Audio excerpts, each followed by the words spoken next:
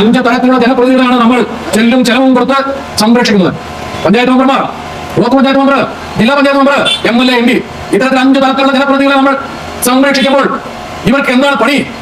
അവർ ചെയ്യേണ്ട പണി അവർ ചെയ്യുന്നുണ്ടോ എന്ന ചോദ്യമാണ് ഉന്നയിക്കുന്നത്. ജനങ്ങളുടെ പ്രശ്നങ്ങൾക്ക് പരിഹാരമില്ല.